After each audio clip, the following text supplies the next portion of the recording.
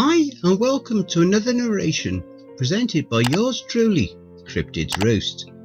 Please be so kind as to throat punch the like button and smack the ass of the subscription button as well. And remember to tap the notification bell and then select all. That way you'll receive all notifications each time I upload a new video. Oh, and don't forget to share the video far and wide. This will all help with YouTube's algorithm and will help promote the channel more. If you enjoy listening to the following story, be sure to pop over to the author's Reddit profile and drop them a line, or even give them a glowing review. I'm sure they would appreciate it. The link to their Reddit profile will be below in the description. So grab your coffee, sit back and enjoy the show. And don't forget, where fear is, happiness is not. Blood-sucking lovers, aka blood-loving suckers. Part 2.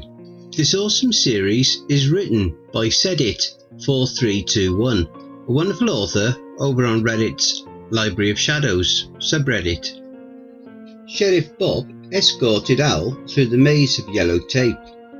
Between the constantly flashing lights and the sobbing of Mr. Freely's wife, or former wife, Al felt like he'd stepped into a terrible dream.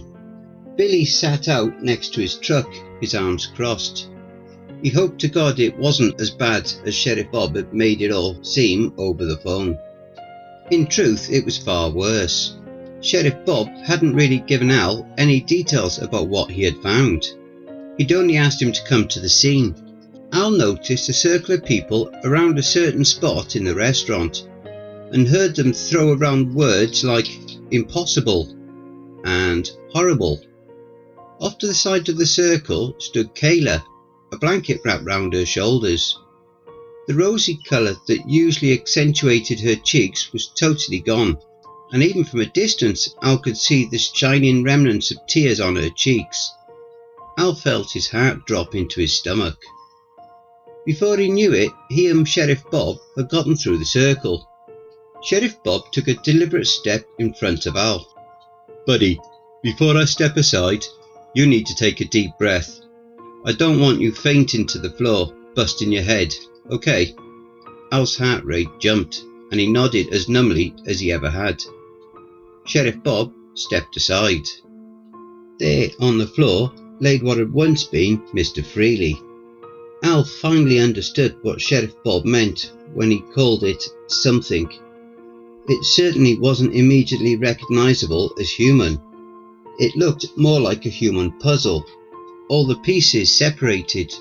Shreds of skin hung off the ragged ends like torn paper, and underneath all of the pieces was some horrible mix of congealed blood and sinew. The worst, though, was the head. Mr. Freely's head laid in the middle of all the pieces, set on the stump of the neck like some kind of macabre trophy. The mouth was open, the tongue hanging out obscenely as if it had been ripped out of the mouth entirely. Worse still were the eyes. They were wide open, still pointed outward as if looking into the belly of hell itself. From where Al was standing, it looked as if Mr. Freely was looking right at him. It was the first time Al had gotten sick from just looking at something. It was far too much. Al's hand instinctively flew to his mouth and he felt froth of the beer he'd been drinking sprayed between his fingers. Sheriff Bob quickly escorted him back. Al heard Kayla call his name, but he was far too dumbstruck to reply. "Al, you gonna be okay?" Al stood outside the building, doubled over as he emptied the contents of his stomach on the walkway. He felt like everything around him was amplified, pounding in his head like a drum.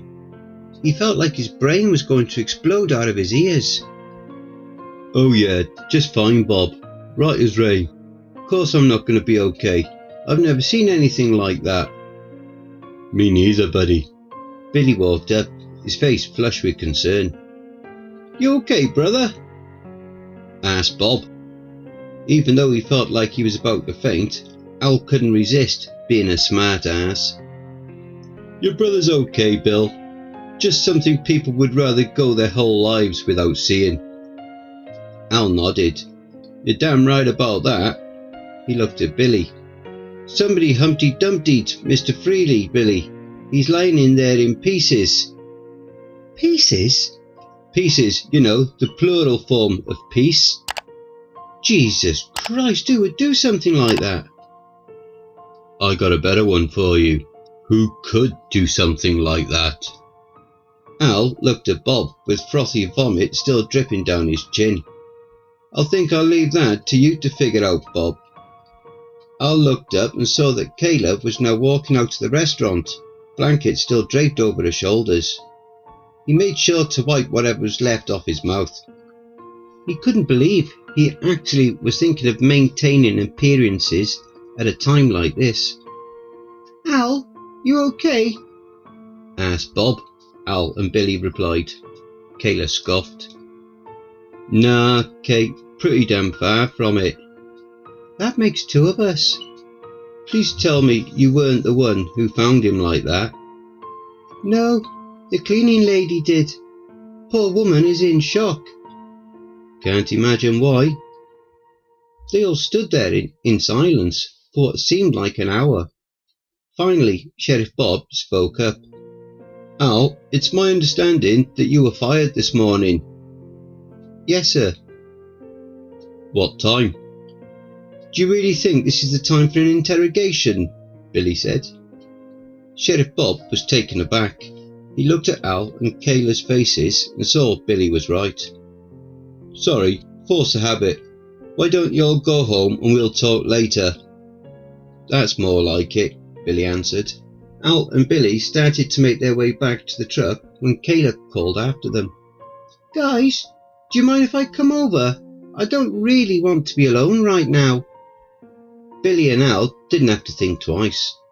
A few minutes later, the three of them walked back into the boys' house, all shaken up and knowing there'd be little sleep that night. Thankfully, there was at least enough wine to calm their nerves to where they could try. They hardly spoke that night. There were a few meagre attempts at trying to alleviate the tension, but none of them really knew what to say or what to even think. After more than a few glasses of Moscato, they decided to try and get some sleep. They gave Kayla the big bed in the master bedroom. The boys flipped a coin and Billy got the other bed. Al made himself a nice comfy improvised mattress in the living room. He laid there for what must have been hours, trying hard and failing miserably to keep the image of Mr. Freely's mangled corpse out of his head. Not long after he'd laid down, he'd heard soft crying coming from the master bedroom. He decided to get up with the intent of checking on Kayla. But if Al was being honest with himself, he felt like breaking down too, and he certainly didn't want to sleep alone. He got to the master bedroom and knocked. Come in, Kayla's voice was breaking. Al opened the door and was saddened to see Kay sitting up in bed, gripping her knees for dear life. She looked up at him through her tears and he felt his own eyes beginning to water. It was just too much, too goddamn much. Al walked over and sat next to Kayla, wrapping his arm around her. The second his arm touched her shoulder, Kay's soft cries turned into choked sobs. She collapsed into Al's embrace, and Al began sobbing along with her. They just sat there together, crying as hard as they ever had in their lives. After what seemed like forever, they collapsed in exhaustion next to each other. They were lying there, barely conscious, when they heard a loud thump on the roof. Don't forget, if you enjoyed that story, be sure to pop over to the author's Reddit profile and drop them a line or even give them a glowing review. I'm sure they really would appreciate it. The link to their Reddit profile will be below in the description. And don't forget to check out the merch store. The link will be in the description and also in the video thumbnail. And if you would like an honourable mention, send in a snapshot of yourself with your purchase and I'll feature it in one of the videos. Have you written a creepypasta story you would like me to narrate? Have you had any cryptid sightings, paranormal or supernatural encounters, or even had a creepy or terrifying situation you would like to share? Well, I now have my very own subreddit community where you can submit your stories. The link for that is also in the thumbnail as well as below in the description. You can submit your stories there, or you can send them to cryptidsroost@gmail.com. If you wish to remain anonymous, that's fine with me. Now I also have a Facebook group, Twitter, Reddit and Discord. And if you'd like to support the channel and help make it grow, my PayPal is paypal.me/cryptidsroost. And any and all donations would be gratefully received. Again, that will also be below. And don't forget, where fear is, happiness is not.